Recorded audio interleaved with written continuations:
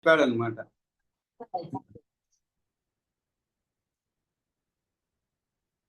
ఆచ భగవాన్ ఉక్తం ఏవ ఉక్తమేతన్ మయా పౌత్రస్తే త్రిదివాత్ గంగాం భూమానయిష్యతీతి తదంబసా సంసృష్టేషు అస్థి భస్మస్యేతే స్వర్గమారోచ్యంతి భగవద్ విష్ణు పాదాంగుష్ట వినిర్గత జలస్య తన్మాహాత్యం యన్న కేవలం అభిసంధి పూర్వకం స్నానాద్యుపభోగేషు ఉపకారకం అసభిసంహితమప్యేతత్ ప్రాణస్య అస్థి చర్మ స్నాయు కేశాది ఉత్కృష్టం శరీరజం యత్ భూపతితం సజ్జః శరీరిణం స్వర్గం నయతి ఇత్యుక్తః ప్రణమ్య చ భగవతే అశ్వమాదాయ పితామహ యజ్ఞమ ఆజగామ. సరే, ఆయన పాపం వంశమంతుడు ఏం చేశాడు? స్వర్గానికి పోయేటువంటి యోగ్యతను కలిగించమన్నాడు అనమాట. సరే అని చెప్పి అటువంటి వరాన్ని ఇచ్చాడు. అప్పుడు తంచ ఆహ భగవాన్, ఇంకా కూడా ఏం చెప్తున్నాడు? తంచ ఆహ, అప్పుడు భగవంతుడు ఆహా భగవాన్ అతనితో ఇట్లా చెప్పాడు. ఏమని? ఉక్తమేవ ఏతత్ మయా, నీకు ఇప్పుడే చెప్పాను కదా. ఏమిటి? పౌత్రస్తే త్రిదివాద్ గంగా, నీ మనవడు దివి నుంచి భువికి గంగాం భువనం ఆనయిష్యతి ఇది, భూమ ఆనయిష్యతి ఇది, భూమ అంటే భువికి గంగను తీసుకొని వస్తాడని చెప్పాను కదా, దివి నుంచి భువికి. ఆ నీరు తద్ అంబస, అంబ అంటే నీరండి, తద్ అంబస అంటే ఆ నీటితో సంస్పృష్ట్యేషు అస్థి భస్మస్యేతే, సంస్పృష్ట్యేషు అంటే తాకడం అనమాట. అంటే ఆ నీరు ఎముకలకు అస్థి భస్మసు ఏతే బూడిదకు తగిలిన వెంటనే స్వర్గం ఆరోచ్యంతి, మీరు స్వర్గం అధిరోహిస్తారు. అంటే ఆ నీరు ఎముకలకు కాలిపోయారు కదండి, మరి ఏం మిగిలి ఉంటుంది? ఎముకలు బూడిద మిగిలి ఉంటుంది. కాబట్టి ఆ నీరు, ఆ గంగ నీరు ఎప్పుడైతే తాగుతుందో వెంటనే వీరు స్వర్గం అధిరోహిస్తారు. భగవద్ విష్ణు, అది ఎలాంటి నీరు? భగవంతుడైన మహావిష్ణువు కాలిబొటన వేలు నుంచి వెలువడే నీటికి అంత మహిమ ఉంది కదా. భగవద్ విష్ణు పాద అంగుష్ట వినిర్గత జలస్య, భగవద్ విష్ణు పాద అంగుష్ట వినిర్గత జలస్య అంటే భగవంతుని మహావిష్ణువు కాలిబొట్టన వేలు నుంచి వెలువడే నీటికి అంత మహిమ ఉంది కదా. హి తన్మాహత్యం ఎన్న కేవలం అభిసంధి పూర్వకం, అంతేకాదు ఆ నీరు ఎటువంటిది? కేవలం కామనతో స్నానం ఉన్న ఉపభోగాలకు ఉపకరించడమే కాదు, స్నానాది స్నానాత్ ఉపభోగేషు ఉపకారకం. ఉపకారకం అంటే ఏమిటి? దాన్ని ఏదో స్నానం చేస్తే ఉపభోగాలకు ఉపకరించడమే కాదు, అనభిసంహితమప్యేతత్, అనభిసంహితం అంటే నిష్కామంగా ఎవరైతే ఆచరించి చనిపోయే వారి ప్రాణస్య అస్థి చర్మ స్నాయు, అస్థి అంటే ఎముకలండి, చర్మ అంటే చర్మము, స్నాయు అంటే ఏమిటి? నరాలు, చర్మము నరాలు, కేశాలు అన్నమాట. కేశాద్ యుతృష్టం అంటే శరీరజం. ఎలాగంటే మామూలుగా తగిలినా కూడా శరీరం నుంచి పుట్టినవి ఏమైనా పడినా అంటే ఏమిటి? మొత్తం శరీరమే తగలాలని లేదండి ఆ నీటికి. ఇలాంటిది ఏదైనా తగిలినా కూడా వెంటనే ఆ శరీరిని, అంటే ఆ శరీరజం యత్ భూపతితం సజ్జ శరీరిణం అంటే ఏ శరీరం నుంచి అది కింద పడి నీటిని తాగుతుందో ఆ శరీరం కలిగినటువంటి అతను స్వర్గం నయతి ఇతి ఉక్త అని చెప్పాడనమాట. వెంటనే ఇతను కూడా ప్రణమ్య చ భగవతే అశ్వం ఆదాయ, అశ్వాన్ని తీసుకొని పితామహ యజ్ఞం ఆ జగామ, తన యొక్క తాతగారి యజ్ఞ సమీపానికి వచ్చాడు. కాబట్టి నమ్మకం కలిగి గంగలో చేసే స్నానాదులు పరలోకంలో పొందబోయే భోగములకు ఉపకరిస్తుంది, మరియు స్వర్గానికి చేరుస్తుంది అనేది ఏది ఉన్నదో అది కేవలము గంగ మహిమ కాదు. కానీ ప్రాణాలు విడిచిన ప్రేత యొక్క మరణించిన వాని శరీరానికి చెందిన ఎముకలు మొదలైనవి ఏ గంగలోనైతే విడిచిపెట్టబడుతున్నవో, గంగాజలముతో స్పర్శను పొందుతున్నవో, వాటి కారణముగా చనిపోయిన వానికి కోరిక విశ్వాసం లేకపోయినా ఆ ఆత్మను, జీవుడిని స్వర్గానికి చేరుస్తున్నది అనేది ఏది ఉన్నదో అది కూడా గంగ యొక్క మహిమయే అని చెప్పబడిందని అన్వయం అన్నమాట. ఏ గంగ జలముతో సంబంధం ఉన్న నేలపై పడిన ఎముకలు మొదలైనవి అయినా కావచ్చు. కాబట్టి అతనితో భగవంతుడైన కపిలుడు ఇట్లా అన్నాడు, నేను ఇంతకు ముందే చెప్పి ఉన్నాను, నీ మనవడు గంగను భూలోకానికి తీసుకొని రాగలని. ఆ గంగా జలముతో శుషింపబడినట్లయితే మీరు ఎముకలు బూడిద మీ పితరులు స్వర్గాన్ని చేరుకుంటారు. భగవంతుడు విష్ణువు యొక్క శ్రీపాద అంగుష్టము బొటన వేలు నుండి బయలువెడిన గంగ యొక్క మహిమది. గంగలో గట్టి నమ్మకంతో స్నానాలను ఆచరించినట్లయితే స్వర్గభోగం కలగడానికి కారణం అవడమే కాదు, స్వర్గము కావాలని కోరుకోబోయినప్పటికీ జీవుడు తాను విడిచిన శరీరంలోని ఎముకలు, చర్మము, నరములు, వెంట్రుకలను ఎవరైనా పుత్రాదులు గంగలో వదిలినట్లయితే లేదా గంగానది సంబంధము గల నేలపైన పడినప్పటికీ వెంటనే ఆ శరీరాన్ని కలిగి ఉండిన జీవుడిని స్వర్గము చేరుస్తుంది. అంటే ఎవరి వెంట్రుకలు కానీ ఎవరి శరీర అంకం కానీ ఆ భూమిపైన పడి ఆ గంగ ప్రవహించే గంగానది సంబంధం గల నేలపైన పడినప్పటికీ వెంటనే ఆ శరీరాన్ని కలిగి ఉన్న జీవుడు స్వర్గాన్ని చేరుస్తుంది అని కపిలుడు చెప్పామంట. తర్వాత అంశమంతుడు కపిల మహర్షికి మొక్కి గుర్రాన్ని వెంటబెట్టుకొని తాతగారి యజ్ఞస్థలికి చేరుకున్నాడు అన్నమాట. ఆ తర్వాత ఏమి జరిగినది? సగరోపి అశ్వం ఆసాద్య తం యజ్ఞం సమాపయామాస. సగరుడు కూడా అశ్వం ఆసాద్య అంటే వెంటనే ఆ యజ్ఞాన్ని సగరుడు ఆ గుర్రాన్ని అందుకొని అశ్వమేధ యాగాన్ని పూర్తి చేసినాడు. సాగరంచ ఆత్మజ ప్రీత్య పుత్రత్వే కల్పయామాస. తన పుత్రుల చేతోబడిన సాగరాన్ని సంతతిపై ఉన్న ప్రేమతో కొడుకుగా చేసుకొని గౌరవించాడు. అంటే ఏమిటి? తన కుమారుల మీద ఉండే ప్రేమ కొద్దీ సముద్రమునకు పుత్రత్వం కల్పించినాడు అనమాట. సముద్రం సగరుని కొడుకులు భూమిని తవ్వినందువల్ల మరింత వెడల్పయింది, సాగరం అని పేరును పొందింది. కాబట్టి సగరుడును దాన్ని పుత్రుడిగా ఎంచినాడు, దాని యందు పుత్రబుద్ధిని చేసినాడు. సముద్రం సగరుని కొడుకులు భూమిని తవ్వినందువల్ల మరింత వెడల్పయింది కాబట్టి సాగరం అనే పేరును పొందింది. ఆ విధంగా తస్యాపి అంశుమతో దిలీప. ఆ అంశుమంతునికి దిలీపుడు అనే పుత్రుడు కలిగాడు. పుత్రో అభవత్. దిలీపస్యాపి భగీరథ. దిలీపురకు భగీరథుడు జన్మించాడనమాట. యో అసౌ గంగాం స్వర్గాదిహ ఆనీయ. యో అసౌ గంగాం, ఎవరైతే గంగాం అంటే గంగాను స్వర్గాత్ ఇహ ఆనీయ, స్వర్గం నుండి ఇక్కడ తీసుకొచ్చి అందువల్ల భాగీరథి సంజ్ఞాం చకార. కాబట్టి అతనికి ఆ భగీరథుడు జన్మించాడు. ఆ భగీరథుడే గంగను స్వర్గం నుంచి ఇక్కడ కొని వచ్చాడు అనమాట. యో అసౌ గంగాం స్వర్గాత్ ఇహ ఆనీయ. ఇహ అంటే ఇక్కడికి తీసుకొచ్చాడు, భూలోకానికి తీసుకొచ్చి ఆ పేరు భాగీరథి సంజ్ఞాం చకార. అందువల్ల గంగ భాగీరథి అనే పేరు పొందినదైంది. ఈ విధంగా తస్యాపి అంశుమతో దిలీప పుత్రో అభవత్. దిలీపస్యాపి భగీరథ. యో అసౌ గంగాం స్వర్గాదిహ ఆనీయ భాగీరథి సంజ్ఞాం చకార. భాగీరథ శృత. కాబట్టి ఆ అంశుమంతుని పుత్రుడు దిలీపుడు పుత్రుడు. దిలీపునకు తనయుడు భగీరథుడు. ఇతడు గంగను స్వర్గం నుండి భూమి మీదకి తీసుకొచ్చి దానికి భాగీరథి అను పేరును కలిగించాడు అన్నమాట. ఆయన కలిగించాడు, ఎందుకంటే ఆయన తీసుకొచ్చాడు, దానికి ఆ పేరు వచ్చింది. ఆ భాగీరథ శృత. భాగీరథుని వల్ల శృతుడు. తస్యాపి నాభాగ, అతనికి నాభాగుడు. తతో అపి అంబరీష, మళ్ళీ అతని వల్ల అంబరీషుడు. తస్మాత్ సింధుద్వీప, మళ్ళీ అతని వల్ల సింధుద్వీపుడు. తస్యాపి అయుతాస్వ, అతనికి అయుతాస్సుడు. మళ్ళా అయుతాసునికి ఋతుపర్ణుడు కలిగారు. ఋతుపర్ణ. యో అసౌ నల సహాయో అక్షహృదయజ్ఞో అభూత్. ఇతడే నలునికి సహాయపడిన వాడై ద్యూత క్రీడా రహస్యం తెలుసుకున్నాడు అనమాట. అక్ష హృదయజ్ఞో. హృదయజ్ఞుడు అంటే ఏమిటి? జ్ఞ అంటే తెలిసినవాడు అని అర్థం. జ్ఞ అంటే తెలుసుకున్నటువంటి వాడు. హృదయజ్ఞుడు అంటే హృదయాన్ని. ఏం హృదయం అది? అక్ష హృదయం అంటే ద్యూత క్రీడా రహస్యం తెలుసుకున్నాడు అనమాట. కాబట్టి ఈ విధంగా మిత్రుడైన భగీరథ శృత. కాబట్టి భగీరథుని నుండి శృతుడు, ఆయనకు నాభాగుడు, ఆయనకు అంబరీషుడు, ఆయనకు సింధుద్వీపుడు, మళ్ళీ ఆయనకు ఐతాసుడు. అంటే ఇక్కడ ఎంతమంది కుమారులు ఉండవచ్చు, కానీ వారిలో బాగా ప్రసిద్ధి పొందిన వారి పేర్లే కొన్ని సందర్భాలు చెప్పుకుంటారు. కొన్ని సందర్భాల్లో వాళ్ళకి ఒకే కుమారుడు పుట్టి ఉండవచ్చు కూడా.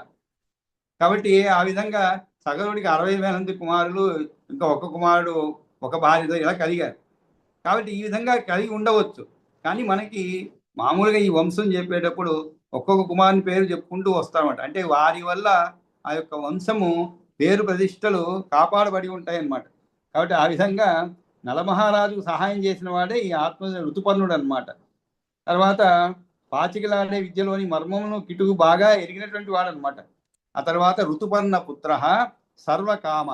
ఋతుపర్ణుని కుమారుడు ఎవరు? సర్వకాముడు. తత్తనయ తనయ అతని కుమారుడు ఎవరు? పుత్రుడు సుదాసుడు. సుదాసాత్ అంటే సుదాసుని నుండి, అంటే సుదాసునికి సౌదాసో మిత్రసహ నామ. మిత్రసౌడు అనేటువంటి సుదాసుని వల్ల మిత్రసౌడు అనే పేరు గల సౌదాసుడు జన్మించాడు. ఎవరైతే ఒకనాడు యో అసౌ అటవ్యాం, అటవి అంటే అడవిలో అనమాట, అటవ్యాం మృగయా ఆగతో అంటే వేటాడుతూ, మృగయ అంటే వేటండి, మృగయా ఆగతో అంటే ఏమిటి? వేటాడుతూ వచ్చినటువంటి వ్యాఘ్రద్వయం అపశ్యత్, రెండు పెద్ద పుల్లను చూశాడనమాట.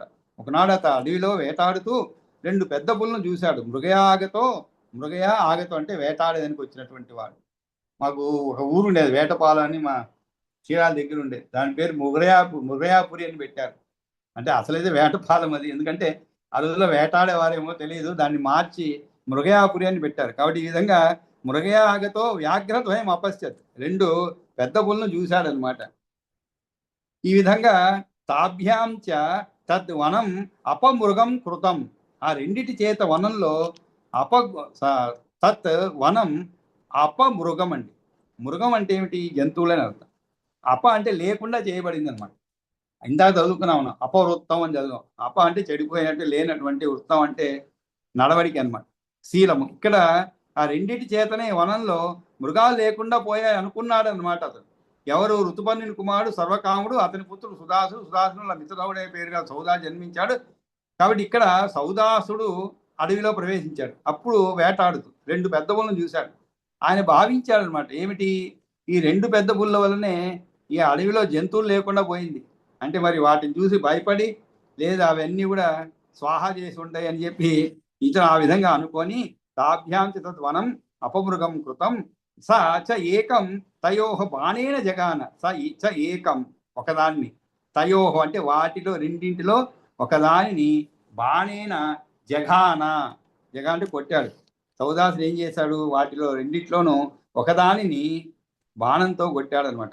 అప్పుడు మ్రేమాణశ్చ అసౌ అతి భీషణాకృతి రతికరాల వదనో రాక్షసో అభవత్. అది చనిపోతూ, ఆ దెబ్బకి చనిపోతూ అత్యంత భీషణ ఆకారంతో మ్రియమాణ అంటే చనిపోవడం అనమాట. మ్రియమాణశ్చ అసౌ అతి భీషణ ఆకృతి అతి కరాల వదనం, అదనమాట సమాసం. అతి భీషణ ఆకృతి అతి కరాల వదనం అంటే అతి భయంకర వదనంతో ఉన్న రాక్షసుడై పడిపోయిందన్నమాట. రాక్షసో అభవత్ అంటే ఆ విధంగా ఆ మ్రియమాణశ్చ అసౌ, అతి కరాలం అంటే ఏంటి? మిక్కిలి భయంకరమైనటువంటి. దంతురం అంటే నోటి నిండా పండ్లతో కూడిన వదనము, ముఖము ఎవరికి ఉన్నదో వాడు అనమాట, అంటే నోరు. అటువంటి నోటితో ఆ పులి చస్తూ మిక్కిలి భయమును పుట్టించేటువంటి ఆకారం కల అతి కరాల ముఖమున్న రాక్షసునిగా మారిపోయింది అనమాట. మరి రెండోది ఏమైనది? రెండింటినీ కొట్టాడు ఇతను.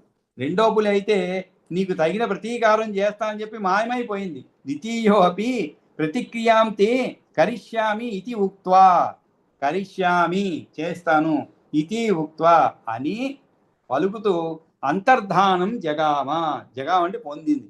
ఏం పొందింది? అంతర్ధానం అంటే మాయమైపోయింది అని అర్థం. ద్వితీయోపి ప్రతిక్రియాం తే కరిష్యామి ఇది ఉక్త్వా, సరే అది వెళ్ళిపోయింది అనమాట. తర్వాత ఏం జరిగింది? ఇంకా కొద్ది కాలం అయిన తర్వాత ఈ విధంగా, అంటే ఇక్కడ కూడా కొన్ని పుస్తకాల్లో రెండో వాడు కూడా నీకు ప్రతిక్రియ చేస్తాను అని, అంటే రెండో వాడు అంటే ఏమిటి? రెండో పులి కూడా ఈ విధంగా మారిపోయింది అని అర్థంలో చెప్పబడింది. కానీ కొన్ని వ్యాఖ్యానాలు అలా చెప్పలేదు. రెండో పులి అయితే నీకు తగిన ప్రతీకారం చేస్తానని చెప్పి మాయమైపోయింది చెప్పారు. కాబట్టి కొన్ని వ్యాఖ్యానాలు ఏం చేశారంటే రెండో పులి కూడా ఈ విధమైనటువంటి రూపాన్నే పొంది నీకు ప్రతీకారం చేస్తా అని చెప్పి వెళ్ళినట్లుగా చెప్పబడింది అనమాట. కానీ అక్కడ ఇలా లేదు. ద్వితీయోపి ప్రతిక్రియాంతే కరిష్యామి ఇతుత్వ, అంతేగాని ఈ రూపము అదంతా ఇవ్వలేదు. మ్రియమాణశ్చాసౌ అతి భీషణాకృతి అతి కమలాల వదనో రాక్షసో అభవత్ అనేది ఇవ్వలేదు. అయినా కూడా కొన్ని వ్యాఖ్యానాలు ఇది రెండింటికి అన్వయించారనమాట. రెండు కూడా అలా మారిపోయింది చెప్పారు. సరే, కాలేన గచ్చత స సౌదాసో యజ్ఞం అజయత్. యజ్ఞం అజయత్ సారీ యజ్ఞం అజయత్ అంటే ఆయన యజ్ఞాన్ని చేశారనమాట. చాలా కాలం గడుస్తూ కాలేన గచ్చత, గచ్చత అంటే పోవడం, నడవడం. కాలం నడుస్తుందంటే అర్థం ఏంటండి? కాలం గడిచిపోయిందని అర్థం. ఇలా కొంతకాలం గడిచిపోయింది. అప్పుడు ఆ సౌదాసుడు యజ్ఞం చేశాడు. పరినిష్ఠిత యజ్ఞే, యజ్ఞం పూర్తి చేయించి చ ఆచార్య వశిష్ఠే నిష్క్రాంతే, ఆచార్యుడు వశిష్ఠుడు వెళ్ళిపోయాడు అనమాట. ఆచార్య వశిష్ఠే అంటే మన ఇంట్లో కూడా ఏదైనా కార్యక్రమం చేసి ఆయన చేయించడానికి వెళ్ళిపోతాడు కండి. ఆ విధంగా ఇతను కూడా పరినిష్ఠిత యజ్ఞే అంటే యజ్ఞం పూర్తి చేయించి ఆచార్యుడైన వశిష్ఠుడు వెళ్ళిపోయాడు అనమాట. నిష్క్రాంతే తద్ రక్షో వశిష్ఠ రూపం ఆస్తాయ. అప్పుడు ఆ రాక్షసుడు ఎవడైతే ఇతనికి చెప్పాడో నేను ప్రతీకారం తీసుకుంటా అని చెప్పాడో అతను ఏం చేశాడు? వశిష్ఠ రూపం ఆస్తాయ, వశిష్ఠుని యొక్క రూపం తీసుకున్నాడు ఆయన. తీసుకొని అతడు ఎలా వెళ్ళాడో లేదో యజ్ఞావసానే మమ నరమాంసం భోజనం దేయం. కాబట్టి నాకు వశిష్ఠ రూపం స్వీకరించి ఏం చెప్పాడు ఆయన వచ్చి, యజ్ఞం చివర నాకు మాంస భోజనం పెట్టాలి, మమ నరమాంసం భోజనం దేయం అని చెప్పాడు అనమాట. అది సిద్ధం చేయి. తత్ సంస్క్రియతాం, తత్ సంస్క్రియతాం క్షణాద్ ఇహ ఆగమిష్యామి. క్షణాత్ ఇహ ఆగమిష్యామి అంటే అలా పోయి ఇలా వస్తాను, ఇంతలో నువ్వేం చేయాలి, నాకు ఈ విధంగా నరమాంసం తయారు చేసి రెడీ పెట్టు. ఆ చివర నాకు మాంస భోజనం, కొన్ని పుస్తకాల్లో ఊరికే మాంస భోజనం చెప్పాను, కొన్ని వ్యాఖ్యానాల్లో నరమాంసం అని చెప్పేశారనమాట. కాబట్టి మాంస భోజనం పెట్టాలి, అది సిద్ధం చేయి, క్షణకాల్లో వస్తానని చెప్పి వెళ్ళిపోయాడు అనమాట. ఇంతకీ ఎవరది? రాక్షసుడే వశిష్ఠుడి రూపంలో వచ్చాడనమాట. వచ్చి ఆ విధంగా చెప్పాడు. అంతేకాదు భూయశ్చ, అంతేగాక సూదవేషం, సూదులు అంటే వంటల వాడన, సూదవేషం కృత్వా, వంటల వాని వేషంలో రాజాజ్ఞయ, రాజు ఆనతి ప్రకారంగా నరమాంసం వండి, మానుష మాంసం ఇక్కడ చెప్పారు, మానుష మాంసం అంటే నరమాంసం వండి సంస్కృత్య రాజ్ఞే వండి రాజేంద్రునికి న్యవేదయత్, దాన్ని నివేదించాడనమాట. అతడు కూడా బంగారు పాత్రలో ఉన్న మాంసం గ్రహించి హిరణ్యపాత్ర స్థితం, హిరణ్యపాత్ర స్థితం అంటే హిరణ్యపాత్రలో ఉన్నటువంటి మాంసం ఆదాయ, మాంసాన్ని గ్రహించి వశిష్ఠ ఆగమన ప్రతీక్షో అభవత్. వశిష్ఠ ఆగమన ప్రతీక్షో, ప్రతీక్ష అంటే ఎదురు చూడటం. సరే వశిష్ఠుడు చెప్పాడు కదా, పోయేటప్పుడు చెప్పేసిపోయాడు ఆయన, రెడీగా ఉందామని చెప్పి పాప రాజు కూడా చాలా అమాయకంగా ఆ వంటల వానితో చెప్పి తయారు చేయించాడనమాట. మంచి నరమాంసం తయారు చేశాడు. అంటే ఆయనకి తెలియదు, అసలు విషయం తెలియదు, రాక్షసుడే వశిష్ఠుడు. చెప్పండి. అడిగాను అప్పుడు అందరూ ఈ మునీశ్వర్లు కూడా మాంసాహారం చేసేవారు కదా అడిగాను. మరి అంటారండి అప్పుడు వరి పంటలు అవి ఏమి ఉండేవి కాదు. అట్లా కాదు, కథ ఏమిటంటే వశిష్ఠుడు నరమాంసం తీసుకోలేదు, కానీ వశిష్ఠుడి రూపంలో ఆ రాక్షసుడు వచ్చి చెప్పాడు. కాబట్టి ఇది నిజమైన వశిష్ఠుడు కోరలేదు, మనం అది గమనించాలి. ఈ కథలో వశిష్ఠుడు ఆ విధంగా కోరలేదు, కానీ ఏ యొక్క రాక్షసులు అంటే ఏ పులి చంపబడి ఆ సౌదాసుడి చేత చంపబడి ఏ పులి రాక్షస రూపం పొంది ప్రతీకారం తీర్చుకుంటానని చెప్పిందో ఆ రాక్షసుడు ఈ విధంగా వశిష్ఠుడి రూపంలో వచ్చి నేను నరమాంసం తీసుకుంటాను, రెడీ చేసి పెట్టు అని చెప్పినట్లుగా చెప్పింది. కాబట్టి ఇక్కడ వశిష్ఠుడు నిజమైన వశిష్ఠుడు చెప్పలేదు, అది రాజుకి.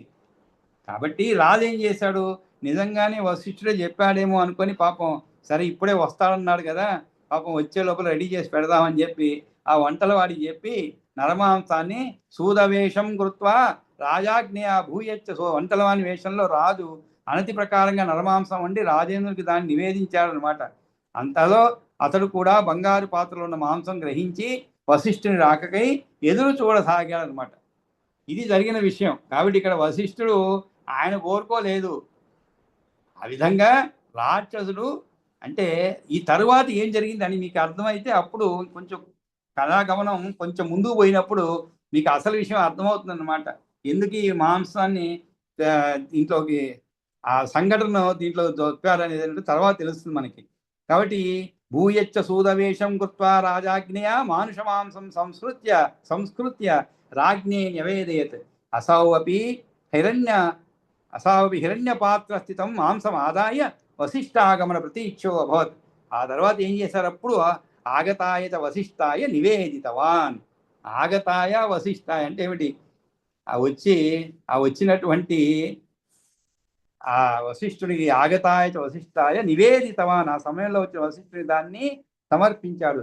సచ అచింతయత్, వశిష్ఠుడు ఆ మాంసాన్ని చూసి చింతించాడనమాట. అరే అహో రాజ్ఞో అస్య దౌశీల్యం, ఎంత చెడుశీలం గలవాడి రాజు. రాజ్ఞో అస్య దౌశీల్యం, దౌ అంటే చెడు అని అర్థం అండి. ఇక్కడ దుశ్శీలం అంటుంటాం. దుశ్శీలం అంటే అదే దౌ అనమాట.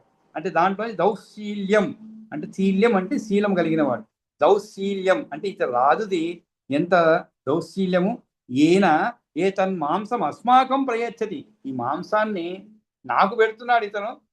వశిష్ఠుడు, నేను వశిష్ఠుడు, నన్ను తెలియదా, నేను మాంసం తింటానా, నాకు పెడుతున్నాడు ఇతను. కిమేతత్ ద్రవ్యజాతమితి ధ్యానపరో అభూత్, ఇది ఎంత ఎంత ఆశ్చర్యం, ఈ మాంసం మాకు పెడుతున్నాడు ఏమిటి, ఇంతకు ఏమిటి పదార్థం, ద్రవ్యజాతం, ఇది కిమేతత్ ద్రవ్యజాతం, ఏమిటి పదార్థం, దేనివల్ల తయారైంది అని ధ్యానపరో అభూత్, ధ్యానపరుడు అయ్యారనమాట. అపశ్యంచ తన్మానుష మాంసం, అది నరమాంసంగా తెలుసుకున్నాడు అనమాట.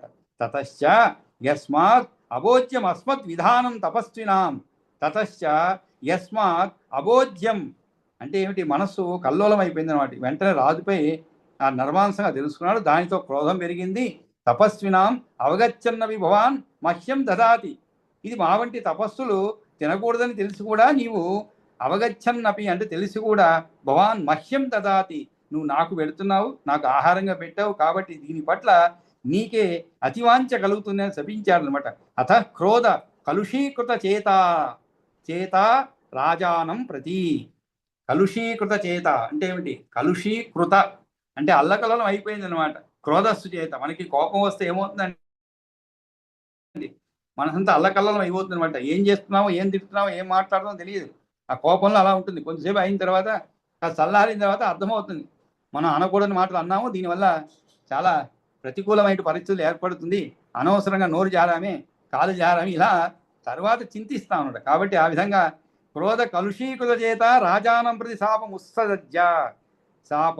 ఉస్ససజ్జ, వెంటనే అతనికి శాపం ఇచ్చారనమాట.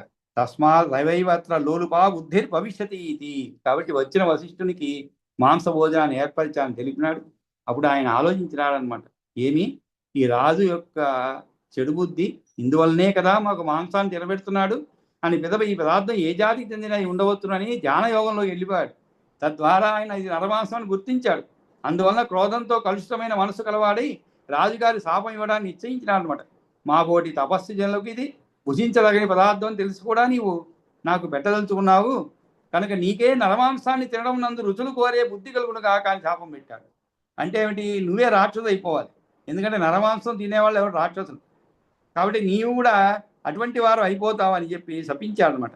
అనంతరంచ తేనా అపి, తర్వాత అతను కూడా, ఎవరు ఆ రాజు కూడా, తేనా అపి భగవతేవ అభిహితో భగవతైవ అంటే ఏమిటి, మీ చేతనే నాకు ఇలా భోజనం పెట్టవలసింది చెప్పారన్నారు. అస్మీత్యుక్త కిం కిం అయైవ అభిహితం, ఏమిటేమిటి నేను చెప్పానా, ఇది పునరపి సమాధోదస్తం అంటూ వశిష్ఠుడు మళ్ళీ ఎప్పుడైతే ఇదో చెప్పాడో, మీరే కదని చెప్పారు నాకు ఇటువంటి ఆ భోజనం పెట్టమని చెప్పి, కాబట్టి మళ్ళా మీరే వద్దంటారు ఏమిటని చెప్పాను. అప్పుడు రాజుగారు మాంస భోజనం కోరుతూ మీరే నన్ను ఆదేశించారు చెప్పినాడు అనమాట. మయైవ అభిహితమితి, నేనే చెప్పినానా అని, కిమితి ఎందుకని, ఏమని తొత్తరపాటు సమాధిలో నిలిచాడనమాట. అప్పుడు ఆ విధంగా సమాధిలో పోయినప్పుడు అతనికి అర్థమైపోయింది ఎక్కడ ఏమి తప్పు జరిగింది అనేటువంటి విషయము.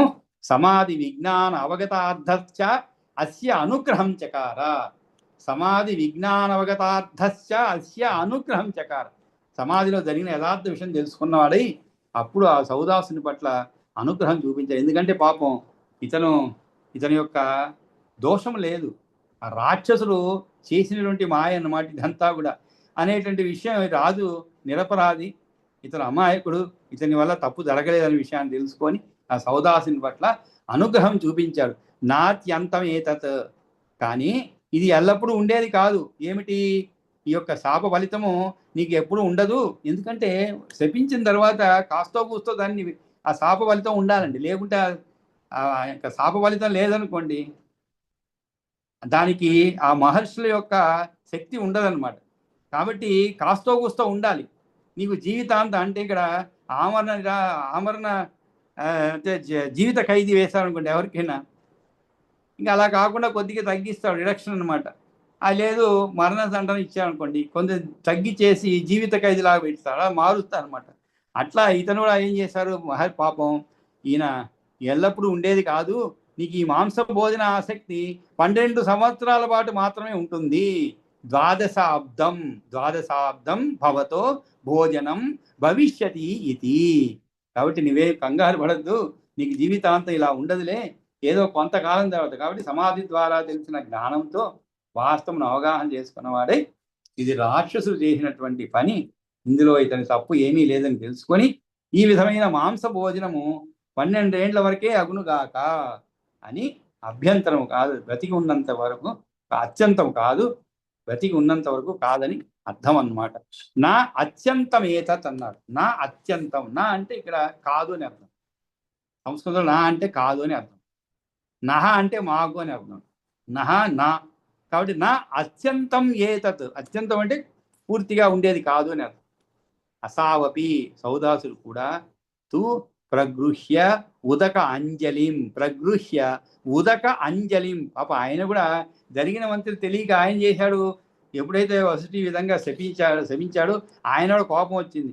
తెలియక దోసిట్లో నీరు తీసుకొని ఏం చేశాడు, మునిశాప ప్రధాన ఉద్యతో, మునిశాప ప్రధానాయ ఉద్యతో అంటే రెడీ అయ్యాడు, ప్రయత్నించాడు అనమాట, ప్రయత్నానికి పూనుకున్నాడు అనమాట. ఏమిటి, ఈయన్ని కూడా దోషిలో నీరు తీసుకొని వశిష్ఠముని శాపం ఇవ్వాలని సిద్ధపడ్డాడు. మునిశాప ప్రధానాయ ఉద్యతో భగవాన్ అస్మద్గురు నార్హ్యస్యేవం కులదేవతాభూతం ఆచార్యం శప్తుం. అయ్యో ఈయన ఎవరు, మా కులగురు, ఆయన్ని నేను శపించడం ఏమిటి అని మళ్ళీ ఆలోచించాడు అనమాట. ముందు తెలియలేదు. అంటే ఆ కోపంలో ఎప్పుడైతే గురువు పైన దెబ్బ వేశారనుకోండి, ఒక కోపంలో మనం ఏం చేస్తాం, గురువుని తిట్టుకుంటాం. తర్వాత అర్థం అవుతుంది, అయ్యో గురువు గారే కదా మన మంచి గురించి చెప్పాడు కదా అని. కానీ ఆ విధంగా ఈయన కూడా కులదేవతాభూతం ఆచార్యం, ఈయన ఎవరు, మన గురువు, కులదేవత వంటి వాడు. ఇదంతా ఎవరు చెప్పారు, అప్పుడు అతని భార్య చెప్పిందండి. అతనికి కాదు, జ్ఞానోదయం అవ్వలేదు ఆయన, అతని భార్య చెప్పింది అనమాట. ఇది స్వపత్న్యా మదయంత్య ప్రసాదిత. అంటే భార్య, అయ్యో ఇదేమిటండి, మీరు మన కులదేవత వంటి వాడు ఆ వశిష్ఠుడు, ఈ భగవంతుడు మన గురువు, ఈ ఆచార్యుని శపించడం నీ వంటి వానికి తగదు అని సౌదాసుని శాంతపరిచిందనమాట. స్వపత్న్య మదయంత్య, ఆమె పేరు మదయంతి, ఆమె చేత ప్రసాదిత. ప్రసాదితం అంటే ఏమిటి, శాంతపరచడం. ఆ విధంగా శాంతపరచిన వాడై సస్య అంబుధర రక్షార్థం తస్యాపాత్ అంబున ఊర్వ్యాం నా ఆకాశే చిచ్చేవ తేనైవ స్వపాదౌ శిషేచ. మరి ఏం చేయాలి, అప్పుడు తీసుకున్నాడు, నీళ్ళైతే తీసుకున్నాడు, మరి శపించాలి కదా, దాన్ని ఎవరు వెయ్యాలి, రాజు పైన చల్లాలి కదా. అప్పుడు రాజు కూడా కోపం వదిలి ఏం చేశారు, శాంతుడై పంటలను మబ్బులను కాపాడడం కోసమై సస్య అంబుద రక్షార్థం. సస్య అంటే భూమిలు అంటే పొలములు అన్నమాట, పంటలను, అంబుద మబ్బులను, అంబు అంటే నీరండి, దా అంటే ఇచ్చేది, అంబుదం అంటే ఏమిటి, నీళ్ళు ఇచ్చేది, ఏమిటి, మేఘములు. సస్య అంబుద రక్షార్థం, వాటిని రక్షించేది కోసం ఏం చేశాడు, కాపాడడం కోసం ఆయన నీళ్ళని ఏం చేశాడు, తస్శాప అంబున ఉర్వ్యాం, తస్శాపాంబుం ఉర్వ్యాం, ఉర్వి అంటే భూమి. ఆయన ఏం చేశాడు, పాపం ఆకాశాన్ని వేయలేదన్నమాట, అంటే పంటల పైన విసిరి చల్లలేదు. కానీ ఎక్కడ వెళ్ళాడు మరి, నా ఆకాశే చిక్షేప తేనైవ స్వపాదౌ శిషేచ. నింగిలో కానీ చల్లక తన 2 పాదాల మీద చల్లుకున్నాడు ఆయన. స్వపాదౌ శిషేచ, చల్లుకున్నాడు అనమాట. తేన క్రోధాశ్రితేన అంబస దగ్ధచ్చ అయౌ తత్పాదౌ కల్మాషతాముపగతౌ. కాబట్టి అలుకతో కూడిన నీటితో అతని పాదాలు కాంతి మారిపోయి నల్లబడిపోయాయి అన్నమాట. ఈ విధంగా వశిష్ఠుడు మన గురువు అని దృష్టాంతం చూపుతూ ఇలా ఆయన మదయంతి చేత ప్రతిమాలబడిన వాడై శాపం కొరకు చేతిలోకి తీసుకున్న ఆ నీటిని, వశిష్ఠుని శాపమిత్రుడిగా తీసుకోబడిన జలమేది ఉన్నదో దానిని పైరు పంటలను కాపాడడానికి కాను భూమిపైన మరియు మబ్బులను నశించకుండా ఆకాశంలో కిన్ని తల్లకుండా ఆగినాడు అనమాట. కానీ అదే నీటితో తన కాళ్ళ మీద తల్లుకున్నాడు అనమాట. ఆ విధంగా కాళ్ళపైన చల్లుకున్నది ఏమైనది? తేన క్రోధ ఆశ్రితేన అంబస, అలుగుతో కూడిన నీటితో దగ్ధచ్చ అయౌ, అతని యొక్క పాదాలు తత్పాదౌ, ఎప్పుడు పాదాలు రెండే ఉంటాయి, ఎప్పుడు చెప్పినా రెండుగా చెప్తారు కాబట్టి తత్పాదౌ రెండు అనమాట. అతని పాదాలు కల్మాషం ఉపాగతౌ, అక్కడ పాదం ఉన్నారు కాబట్టి ఇక్కడ అంటే ఒక పాదం కూడా ఖాళీ ఉండవచ్చు, కానీ ఇక్కడ రెండు పాదాలు చెప్పారు, తత్పాదౌ అన్నారు కాబట్టి కల్మాషతాం ఉపగతౌ అని చెప్పబడింది అనమాట. ఉపగత అంటే ఒకటే అనమాట. ఆ విధంగా అవి నల్లబడిపోయాయన్నమాట. అప్పటి నుంచి ఆయన పేరు తతశ్చ కల్మాషపాద సంజ్ఞాం అవాప. సంజ్ఞాం అంటే ఆ పేరు వచ్చి రావడం అనమాట. అవాప అంటే పొందాడు, అందువల్ల అతనికి కల్మాషపాదుడు అనే పేరు వచ్చింది. వశిష్ఠ శాపాచ్చ, వశిష్ఠుని శాపం వల్ల షష్ఠే కాలే, 6వ కాలం అంటే ప్రతి 3వ నాటి సాయంకాలము రాక్షస స్వభావం ఏర్పడగా రాక్షస భావం ఉపేత్య అటవ్యాం పర్యటన్ అనేకసో మానుషాన్ అభక్షయత్.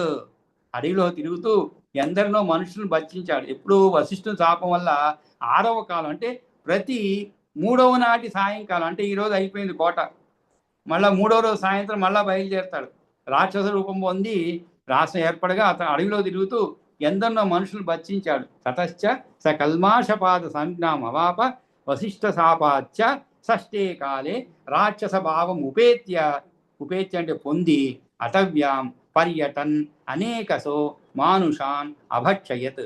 ఏకదాతు కచ్చిన్ ముని మృతుకాలే భార్యాస సంగతం దదర్శ. కాబట్టి ఈ విధంగా రాక్షస స్వభావాన్ని పొంది, ఇందువల్ల 6వ కాలం అనగా 3వ దినం యొక్క చివరిలో, ప్రతి దినానికి రాత్రి పగలు అని 2 కాలం కనుక ఈ విధంగా రాక్షసత్వాన్ని పొంది అడవిలో తిరుగుతూ చాలా మంది మనుషులు గురించినాడు. ఈ విధంగా ఆయన అడవిలో సంచరిస్తూ ఉండగా ఒకసారి తయోచ ఏకదాతు కశ్చిత్ ముని ఋతుకాలే, కశ్చిత్ ముని ఋతుకాలే భార్యయా సహ సంగతం దదర్శ. ఒకప్పుడు అతడు ఋతుకాలంలో భార్యతో సంగమించబోతున్న ఒక మునిని చూశాడనమాట. తయోశ్చ తం అతిభీషణం రాక్షసం ఆలోక్య త్రాసాత్ ప్రధావిత యోహో దంపత్యోహో బ్రాహ్మణం జగ్రహే. సరే, ఎప్పుడైతే ఈ విధంగా అదే రాజుగారి అంటే ఇతను ఈ కల్మాషపాదుడు రాక్షస భావంతో ఉన్నప్పుడు ఒకసారి ఋతుకాలం నందు తన భార్యతో కలిసిన మునిని ఒకరిని చూచాడనమాట. వాళ్ళు ఆ దంపతులు ఇతన్ని చూచి మిక్కిలి భయంకరమైన రాక్షసుని చూచి తయోహచ తం అతిభీషణం, తయోశ్చ తం అతిభీషణం రాక్షసం ఆలోక్య త్రాసాత్, త్రాస అంటే భయం అన్నమాట.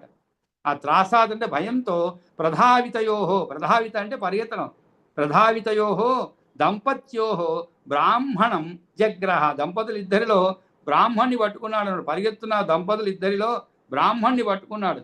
తతః సా బ్రాహ్మణి బహుశస్తం యాచితవతి. అప్పుడు ఆయన ఏం చేశాడు, ఆ రాక్షసుడు ఆ విధంగా పారిపోతున్న దంపతుల్లోంచి ఆ బ్రాహ్మణ్ణి పట్టుకున్నాడు అనమాట. తతస్సా బ్రాహ్మణి, స్త్రీ ధర్మం ఏమిటి, భార్యాభర్తలు ఒకరితోనొకరు కూడి ఉండట అదే మైదనం, దానివల్ల కలిగే సుఖమును తెలుసుకున్నాడు అనమాట. అప్పుడు ఆ బ్రాహ్మణ్ణి భార్య ఎంతగానో ప్రతిమాలినింది. ఏమని? తతః సా బ్రాహ్మణి బహుశస్తం యాచితవతి, చాలా అనేక విధాలుగా, యాచితవతి అంటే ప్రార్థించింది అనమాట. ప్రసీద, ప్రసీద అంటే అనుగ్రహించి నన్ను, రాజా నన్ను అనుగ్రహించు, నీవు ఇక్ష్వాకు వంశానికి తిలకం వంటి వాడు, ఇక్ష్వాకు కుల తిలకభూతస్త్వం, ఇక్ష్వాకు కుల తిలకభూత త్వం అంటే ఇక్ష్వాకు వంశానికి తిలకం వంటి వాడు. మహారాజమిత్ర సహా నా రాక్షస, నీవు మహారాజమిత్ర సహా, నీవు మిత్రసౌడనే అంటే చక్రవర్తివి కానీ రాక్షసులు కావు. స్త్రీధర్మ సుఖం పూర్తిగా తెలిసిన వాడు. నార్హసి స్త్రీధర్మ సుఖాభిఘ్నో, అభిఘ్నో అంటే ఏమిటి తెలిసినటువంటి వాడు. స్త్రీధర్మ సుఖ అభిఘ్నో మయ్య కృత అర్థాయామిమం మద్భర్తారమత్తుమం భర్తారమత్తుం ఇత్యేవం బహుప్రకారం తస్యాం విలపంత్యాం యాగ్రహ పశుమివ తం బ్రాహ్మణం అభక్షయత్. కానీ నీవు స్త్రీధర్మ సుఖం పూర్తిగా తెలిసినవాడు, నా కోరిక తీరకుండగా నా భర్తను చంపడం తగదు.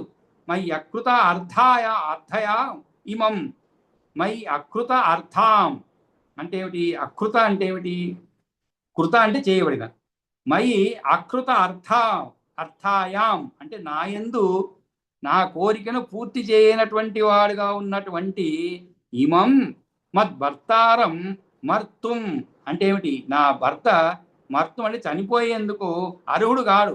ఎందుకంటే స్త్రీ యొక్క కోరికను తీర్చడం అనేది భర్త యొక్క కనీస ధర్మం అన్నమాట. అది ఎటువంటి కోరికలే కానివ్వండి. ఇక్కడ ఈ సందర్భంలో వారిరువురు కలిసి ఉన్నప్పుడు ఆమె కోరిక తీరకుండానే నా భర్తను చంపడం తగదు, ఇది ఏవం అని బహుప్రకారం తస్యాం విలపంత్యాం, బహుప్రకారం చాలా విధంగా ఎక్కువ విధాలుగా ఆమె విలపిస్తూ ఉన్నా కూడా వ్యాఘ్రహ పశుం ఇవ, వ్యాఘ్రహ అంటే పులి, పెద్ద పులి, పశువును తినేసినట్లుగా తం బ్రాహ్మణం అభక్షయత్, ఆ బ్రాహ్మణుని నిర్దయగా అతను చంపి తినడం జరుగుతుందన్నమాట. కాబట్టి అప్పుడు ఆ బ్రాహ్మణుని భార్య ఎంతగానో ప్రతిపాలింది, రాజా నాపై దయచూపు, నీవు ఇక్ష్వాకు వంశానికి నురిసి బొట్టు వలె అందాన్ని తెచ్చిపెట్టిన వాడివి. అది చాలా చక్కగా చెప్పండి. బ్రాహ్మణి బహుశత్వం యాజవతి ప్రసీద ఇక్ష్వాకు కుల తిలక భూత త్వం. అంటే మామూలుగా మన ముఖానికి అందం తెచ్చేది బొట్టేని, మధ్యలో ఆ బొట్టు ఉంటే ఒక అందం, ముఖ్యంగా స్త్రీలకు అనమాట. కాబట్టి అటువంటి తిలకం వంటి వాడవు నీవు అని చెప్పి ప్రార్థిస్తుంది అనమాట. బతివాడింది, రాజా నాపై దయచూపు అని. కానీ మహారాజు మిత్రసహుని, రాక్షసునివి కాదు, నీవు శ్రీధర్మము దానివల్ల కలిగే సుఖమును తెలిసిన వానివి, నేను కృతాదురాని కాలేదు కూడా, అందుచేత ఈ నా భర్తను తినడం నీకు ఎంత మాత్రము తగదు. ఇట్లాగా పలు తీరులుగా వేడుకుంటూ ఏడుస్తూ ఉండగా పెద్ద పులి పశువును వలె ఆ విప్రుని తిన్నాడనమాట. అప్పుడు ఆమె చాలా కోపగించుకొని, అందులో స్త్రీ కోపగించుకుంటే ఎంతటి కార్యానికైనా ఒడిగట్టుతుందండి, వెనకాడదన్నమాట. అదే ఆమె ఆగ్రహం అలాంటిది, అనుగ్రహం పొందితే ప్రాణమైనా ఇస్తుంది, ఆగ్రహం వస్తే ప్రాణం తీస్తుంది. అంటే అది స్త్రీ లక్షణం అనమాట.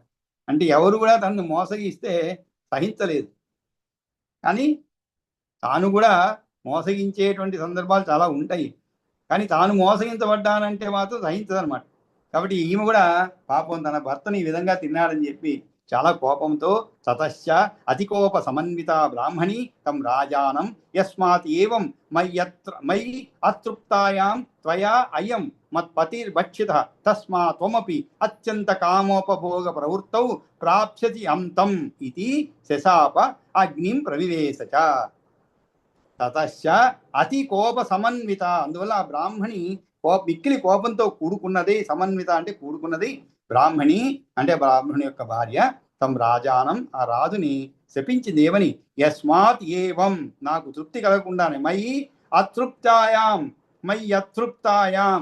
త్వయా అయం మత్పతి భక్షిత, నాకు తృప్తి కలగకుండానే నీవు నా పతిని భక్షించావు కనుక తస్మాత్ త్వమపి, నీవు కూడా అత్యంత కామోపభోగ ప్రవృత్తౌ, ఇలాగే కామోపభోగానికి పూనుకున్నప్పుడు ప్రాప్యసి అంతం, అది ప్రాప్యస్యంతం అవుతుంది. అంటే పూనుకున్నప్పుడు మరణం చెందుతావు. అంతం అవలోపభోగ ప్రవృత్తౌ ప్రాప్స్యసి ఇది శశాప అగ్నిం ప్రవివేశత, ఇది శశాప, ఆ విధంగా శాపం ఇచ్చింది. అంతేకాదు ఆమె కూడా అగ్నిలో ప్రవేశించింది అనమాట. ఇది ఈ యొక్క సగం చరిత్రలో వచ్చేటువంటి విషయం. కాబట్టి మనకి సమయం కూడా అయిపోవచ్చింది. ఈరోజు ఎవరికి చదివేందుకు అవకాశం ఇవ్వలేకపోయాను, సరే రేపు చదువురు కానీ. కాబట్టి ఈరోజు మనం మంగళం పాడుకుందామండి. ఇంతటితో నిలిపేది. స్వస్తి ప్రజాభ్య పరిపాలయంతాం న్యాయేన మార్గేణ మహిమహీ చ గోబ్రాహ్మణేభ్య పరిశుభమస్తు నిత్యం లోకా సమస్తా సుఖినో భవంతు. కాలే వర్షతు పర్జన్య పృథివీ సస్యశాలినీ దేశోయం శోభరహితో బ్రాహ్మణా సంతు నిర్భయా. అపుత్ర పుత్రిణత్తంతు పౌత్రిణః ధనా సదనాత్తంతు జీవంతు శతం. కాయేన వాచా మనసేంద్రియైర్వా బుద్ధ్యాత్మనా వా ప్రకృతే స్వభావాత్ కరోమి యద్యత్ సకలం పరస్మై నారాయణే సమర్పయామి. యదక్షపదభ్రష్టం మాత్రాహీనం తు యద్భవేత్ తత్సర్వం క్షమ్యతాం దేవనారాయణ నమోస్తుతే. విసర్గబిందు మాత్రాణి పదపాదాక్షరాణి చ న్యూనాని చ అతిరిక్తాని క్షమస్వ మహేశ్వర. అందరికీ కూడా నమస్కారం అండి. మళ్ళీ రేపు కలిసినప్పుడు ఈ 37వ శ్లోకం నుంచి ప్రారంభిద్దామండి. సర్వే జనాః సుఖినో భవంతు. నమస్కారం.